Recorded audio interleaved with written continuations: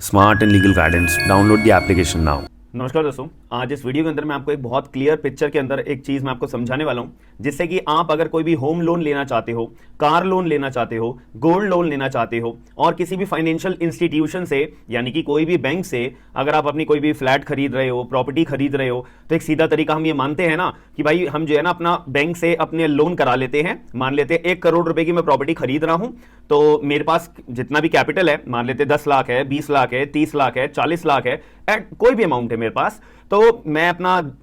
बाकी का बचा हुआ पैसे का मैं जो है अपना बैंक से लोन करा लेता हूं। इससे फायदा क्या होता है? इससे फायदा ये देखने को मिलता है कि जो अपना कागजी अपना जो ये काम होता है, कागज का अपना काम होता है, ये सारी जिम्मेदारी जो है बैंक उठाता है कि बैंक जो है अपना वकील भेजेगा, वेरीफाई करवाएगा कि पूरी की पूरी प्रॉपर्टी जो है कोई भी डिस्प्यूटेड प्रॉपर्टी तो नहीं है, इस प्रॉपर्टी के ऊपर कोई पोजीशन का या कोई भी ओनरशिप का या कोई भी प्रॉपर्टी को हथियाने का या कोई भी यहां पे प्रॉपर्टी का इस लैंड को यहां पे कोई भी तरह का डिस्प्यूट तो नहीं है। तो ये सारी जिम्मेदारी यहां पे अपनी बैंक की होती है। तो पहले लोन देने से पहले, लोन अप्रूव करने से पहले बैंक जो है पहला पूरे का पूरा इंक्वायरी करता है उस प्रॉपर्टी को, उस जमीन को, कि इस जमीन के ऊपर कोई भी कोर्ट के अंदर डिस्प्यूट तो नहीं चल रहा है, कि एक बार लोन अगर बैंक ने कर दिया और ये प्रॉपर्टी का डिस्प्यूटेड निकली और एट द एंड जो प्रॉपर्टी अगर एक्वायर करने की बात आएगी तो ये सारी की सारी प्रॉपर्टी एक्वायर करने की ये तो बैंक के ऊपर अपनी जिम्मेदारी आ जाएगी और बैंक अपना ऐसी प्रॉपर्टी पर हाथ कभी नहीं लगाता है जो अपनी कोई भी डिस्प्यूटेड प्रॉपर्टी होती है। इससे बैंक को नुकसान होता है, बेवजह का खर्चा बैंक का होता है।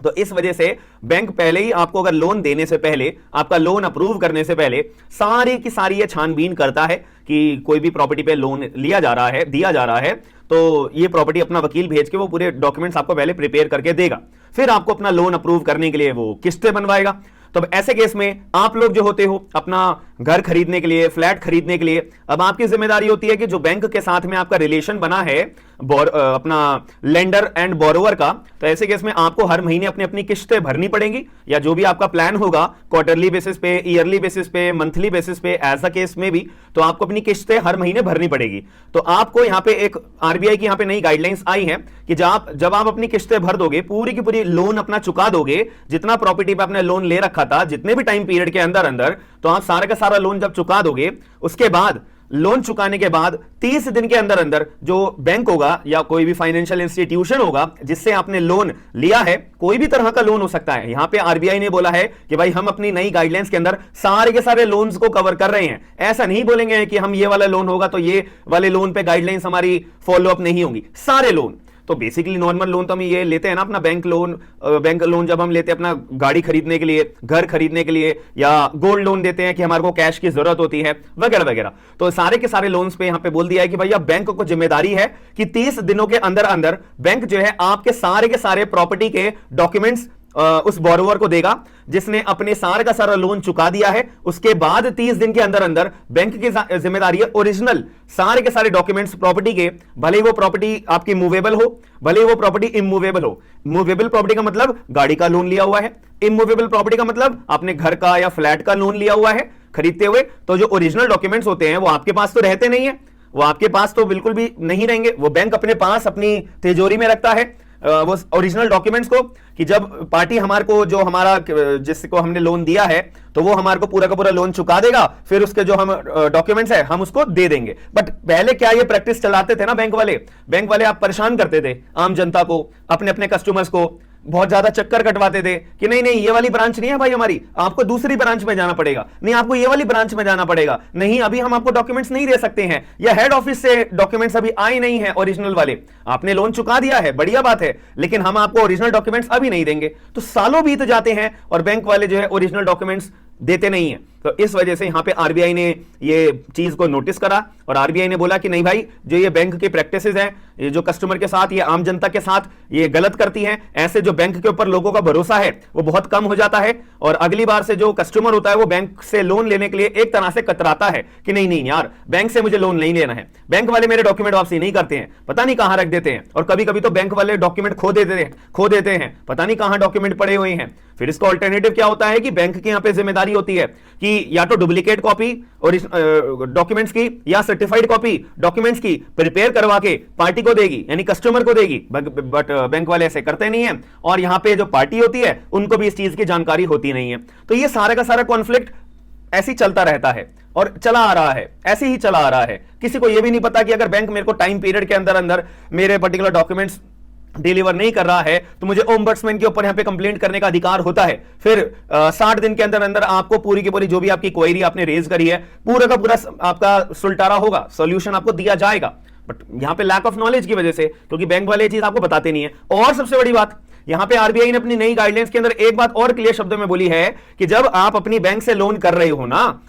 कोई भी तरह का बैंक गाड़ी खरीदने का, घर खरीदने का, कुछ भी एक्सवाइजेड कोई भी लोन ले रहे हो ना, तो वो जो लोन डॉक्यूमेंट होगा उसके अंदर भी साफ ये लाइन लिखी होनी मैंडेटरी है कि जैसे ही पार्टी हमारे को सारा लोन अपना पे कर देगी उसके 30 दिनों के अंदर अंदर बैंक वाले आपको ओरिजिनल डॉक्यूमेंट्स दे देंगे। और एक मुद्दे की बात कि मान लेते हैं कि अगर 30 दिनों के अंदर अंदर बैंक वाले आपको ओरिजिनल डॉक्यूमेंट्स आपके लोन का वापसी नहीं करते हैं, आपकी पेमेंट पूरी हो जाने के बाद में, एनओसी कटने के बाद में, तब नहीं करते हैं, तो यहां पे आरबीआई ने बोल दिया है कि बैंक इज लाइबल और financial institution is liable to pay 5,000 rupees per day interest, 5,000 rupees per day as a fine के रूप में किसको? अपना पार्टी को। यानी कि अगर मैंने बैंक से लोन लिया, मेरे को घर खरीदना था, मैंने 10, 20, 50 लाख का लोन लिया, जितने मर्जी का मैंने लोन लिया बैंक से, और बैंक ने मेरे साथ में एग्रीमेंट हुआ है कि मैं आपको हर महीने इतनी किस्तें भरूंगा, इसमें आपका मुनाफा भी होगा, इंटरेस्ट भी होगा और सब कुछ होगा। इतने टाइम पीरियड के लिए, 10 सालों के लिए, 5 सालों के लिए मैं अपना इंटरेस्ट चुकाऊंगा, पैसा चुकाऊंगा, अपना ब्याज चुकाऊंगा, ठीक है। तो मैं हर महीने पे करता रहा और बैंक वालों को मैंने अपना इंटरेस्ट पे करने के बाद में सारा पैसा चुका दिया। अब मैं बैंक के पास जाऊंगा कि आरबीआई की नई गाइडलाइंस के तहत 30 दिन के अंदर अंदर बैंक वालों आपको मुझे मेरे ओरिजिनल डॉक्यूमेंट्स वापसी करने पड़ेंगे, मेरे फ्लैट के, मेरे घर के। बात खत्म हो जाती है। अब 30 दिन खत्म हो गए, मैं बैंक के पास गया कि 30 दिन खत्म हो गए, आपने मेरे डॉक्यूमेंट्स मेरे वापसी नहीं करे हैं, तो 31वें दिन से जितना भी बैंक डिले करेगा, मान लेते 10 दिन, 30 दिन खत्म हो गए, उसके बाद 10 दिन और बीत गए, तो 50,000 रुपए 10 दिन के मेरे को जो है बैंक चुकाएगा, साथ में भाई वो ओरिजिनल डॉक्यूमेंट्स भी देगा। अब वो जितना टाइम लगाता रहे तो 5,000 रुपए पर डे के हिसाब से बैंक वाले मुझे इंटरेस्ट पे करेंगे, मेरे को फाइन के रूप में अमाउंट मिलेगा। बात खत्म। अब उसमें बैंक वाले जितना भी डिले कर रहे हैं उसमें 5,000 रुपए का पर डे का फाइन बैंक वालों के ऊपर लगता रहेगा as per the new guidelines which was issued by the Reserve Bank of India, the central bank of India. याद रखिएगा। तो it is very important information. तो आई होप आपको मैंने क्लियर शब्दों में कंप्लीट डिटेल्स बताई हैं और सारी सर्कमस्टांसेस को डील करते हुए बताई हैं। आई होप आपको वीडियो पसंद आई होगी और वीडियो के अंदर कोई भी आपका डाउट बनता है ना तो वीडियो को लाइक जरूर करिएगा एंड डाउट क्लियर अपना करवाने के लिए आप कमेंट बॉक्स के अपना डाउट पिन करिएगा, जिससे कि मैं और बाकी सभी लोग आपको पर्टिकुलर डाउट को सॉल्व करने में आपकी पूरी कोशिश करेंगे। बाकी वीडियो को लाइक करके वीडियो को शेयर जरूर करिएगा ताकि लोगों तक यहाँ पे अवेयरनेस पहुंच सके। और जो लोग गलतियां करते हैं ना, ये चीज को आप अपने एग्रीमेंट में जरूर लिखवाना, तो ये गलतियां कुछ हद तक लोगों के द्वारा ना हो सके और बैंक वाले आपको जो एक्सप्लॉइट करते हैं ना वो ना कर पाए। तो बाकी हम मिलते हैं नेक्स्ट वीडियो के अंदर। मैं ऐसी डेली बेसिस पे आपको डिटेल्स नई नई तरह की गवर्नमेंट की पॉलिसीज के बारे में, हाई कोर्ट, सुप्रीम कोर्ट के जजमेंट्स के बारे में लाता रहूंगा। बाकी मिलते हैं नेक्स्ट वीडियो के अंदर। Thank you.